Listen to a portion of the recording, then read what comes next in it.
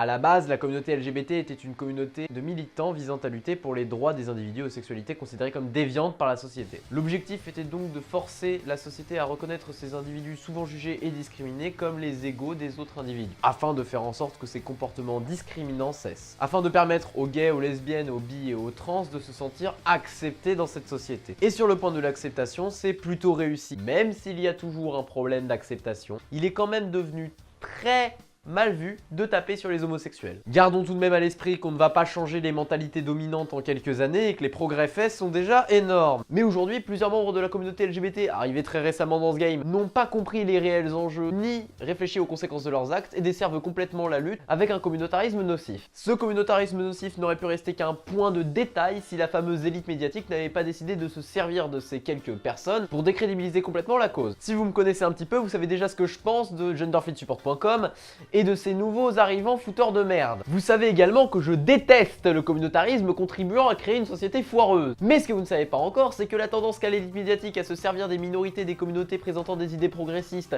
pour décrédibiliser ces communautés me dégoûte profondément. Bienvenue à tous et à toutes, aujourd'hui on va parler du déclin de la communauté LGBT et comment elle a fait pour se saboter elle-même en créant une sous-société plutôt que de s'inclure dans celle existante. Mais surtout comment la société existante s'est servie des minorités pour bloquer l'intégration. Donc maintenant que vous savez ce qu'est la communauté LGBT, on va vite fait faire un petit rappel des objectifs de base. Permettre aux individus étant représentés sous le sigle LGBT, je vous laisse les significations ici, vous les connaissez sans doute, d'être respectés au même titre que les individus dits normaux, mais des grosses guillemets à normaux. En soi, c'est pas con du tout et c'est même un objectif plutôt respectable qui a porté ses fruits. Non, parce que pour rappel, avant, on castrait quasiment les homosexuels et on leur donnait un traitement hormonal pour les calmer. Niveau droits de l'homme, ces sexualités étaient également prohibées par l'église, qui, je le rappelle, avait une influence assez forte et était donc très mal vue sociétalement parlant puisque considérées comme contre nature. Je vais pas partir dans un débat idéologique, mais n'hésitez pas à donner votre avis sur les libertés individuelles dans les commentaires. Donc la communauté LGBT a permis l'acceptation relative de ces sexualités, c'est-à-dire qu'on a arrêté de foutre les homosexuels en tôle et de les bourrer de médocs. Et pour les transsexuels, ça a également grandement facilité les choses. Je rappelle que ça aussi c'était mal vu. C'est toujours mal vu, un peu moins. Cette communauté a permis de rendre les discriminations envers ces personnes illégales, théoriquement. Entre la théorie et la réalité, il y a un petit fossé. Je sais que je me répète un petit peu, mais on est passé d'une société où l'homosexualité était illégale à une société où les homosexuels ont le droit d'adopter. Alors,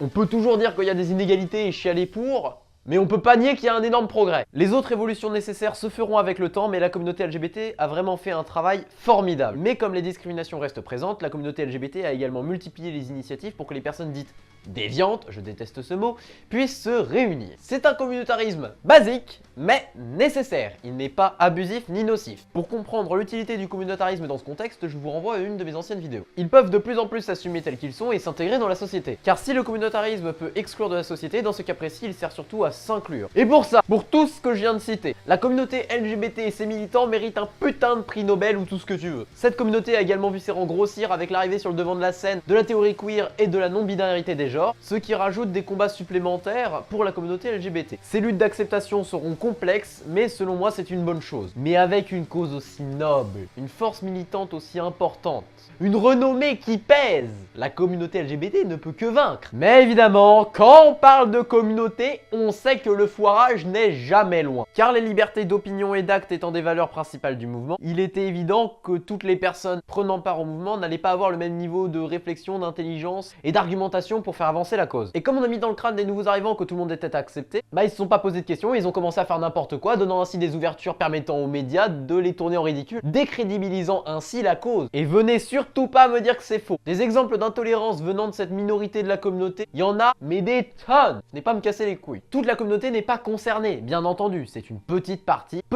que les médias peuvent taxer d'hystérique ou de malade puisque c'est l'image qu'ils donnent. Et quand on milite, on fait gaffe à son image. C'est la moindre des choses quand on veut éviter les stratégies argumentatives douteuses permettant à nos opposants de convaincre l'opinion publique. Pour vous faire comprendre un petit peu tout ça, voici deux exemples de plaidoirie pour la cause LGBT. L'un tenu par quelqu'un qui sait comment militer, qui connaît les règles du jeu et qui sait comment convaincre, et l'autre tenu par un de ces nouveaux arrivants qui n'a visiblement pas tout compris. Mesdames et messieurs, vous n'êtes pas sans savoir qu'il existe dans notre société des individus considérés comme déviants par leur sexualité. Ces personnes sont rejetées et doivent se cacher à cause de cette pression sociale, à cause de vous. Mais qu'ont fait ces personnes? Elles sont humaines, tout comme vous. Leur seul crime a été d'aimer une personne.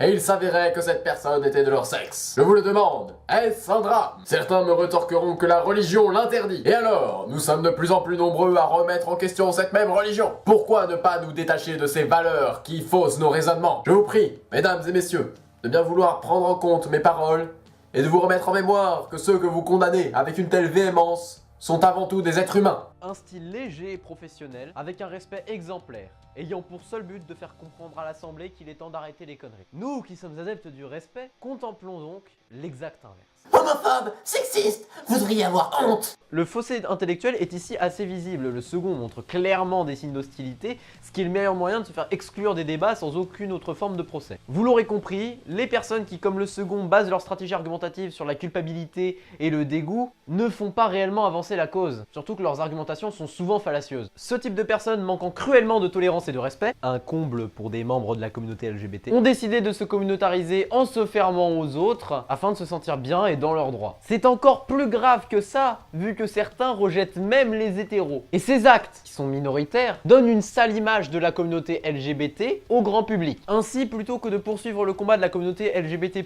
qui visait à l'acceptation de cette communauté dans la société existante, ces individus ont décidé de créer une sous-société. Et bien entendu, les médias en ont profité pour décrédibiliser leur combat. Ils ne veulent pas s'intégrer, mais faut dire que la société ne les y aide pas. Et là, quelques imbéciles vont me dire, bah si c'est une petite partie, pourquoi les autres ne se manifestent pas? Tout simplement parce que les autres s'intègrent. Cette partie nocive et bruyante qui rend leur intégration plus difficile. La responsabilité de ces difficultés d'intégration est donc partagée. D'un côté, les individus n'ayant pas compris comment mener une lutte efficacement, créant ainsi des failles, et de l'autre, la société qui exploite ces failles pour empêcher l'intégration. Du côté de cette partie, un petit peu de maturité intellectuelle aurait été la bienvenue. Parce que c'est pas avec vos proses pro-égalitaristes visant à diffamer le pouvoir en place que vous allez vous en faire des potes. Parce que ouais, jusqu'à preuve du contraire, c'est eux qui ont le pouvoir. Une discussion calme et posée sera toujours plus convaincante que des insultes que t'as préparées samedi soir avec tes potes, visant uniquement à critiquer ad personam sans argumenter plus que ça. J'en viens presque à me demander si ces individus n'existent pas uniquement pour s'aborder la cause LGBT+. Donc je comprends que vous ayez des problèmes encore, des discriminations, tout ça, et c'est déjà bien de se rendre compte de ce qui a avancé, non? Mais je n'oublie pas les médias qui ont également une grande part de responsabilité. En montrant les images les plus choquantes et déviantes de ces minorités de la communauté LGBT, ils donnent volontairement au grand public une image péjorative de la cause, visant ainsi à la discréditer. L'image des militants ultra crédibles se battant uniquement pour l'égalité des personnes, peu importe leur orientation sexuelle, a été remplacée par une image décadente de gens qui dansent à poil sur des chariots dans la rue, mais a priori ils ont le droit parce que c'est pour l'égalité. Alors, je suis au courant que c'est pas comme ça, que c'est pas ça le but de la Gay Pride, mais c'est l'image que ça donne. Encore une fois, je pense que chacun fait ce qu'il veut, hein. Je m'en tape. Et je pense qu'avec les actes de cette minorité, le grand public ne va rien faire pour vous aider à vous intégrer. Car désormais, la communauté LGBT+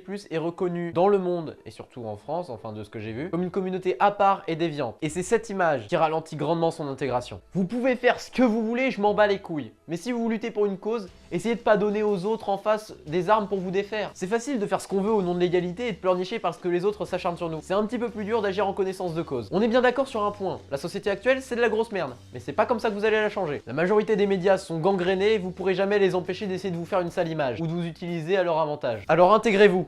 Ne soyez pas une orientation sexuelle, soyez vous-même, car c'est en vous définissant par votre orientation sexuelle plutôt que par la personne que vous êtes que vous vous excluez vous-même de cette société. Alors que si vous êtes vous-même, que vous sortez avec la personne de votre choix, peu importe son sexe, et que vous vous comportez comme si tout était normal, eh bien ça le deviendra forcément aux yeux des autres au bout d'un moment. Et si vous êtes un minimum observateur, c'est ce qui est en train de se passer dans ce monde actuellement. Maintenant que la question juridique de l'homosexualité est réglée, on a juste à se comporter comme si c'était normal. Comme je l'ai dit, les autres changements viendront avec le temps. Si vous voulez que le monde change, aiguillez-le discrètement, les patates de forain ça marche pas vraiment. Merci à tous et à toutes d'avoir regardé cette vidéo, j'espère qu'elle vous aura plu. Bon, on va pas se mentir, pour une fois j'ai bossé l'écriture. N'hésitez pas à donner votre avis en commentaire, ça fera vachement plaisir. En plus on pourra débattre et tout vu que c'est un sujet où il y a moyen de débattre. Et si vous voulez encore plus débattre, rejoignez le fameux Discord. Le lien ne s'affiche absolument pas là, mais il est dans la description. Bon sur ce, moi je vous dis à la prochaine, j'ai assez bossé, maintenant on va retourner faire des vidéos de merde de 2 minutes.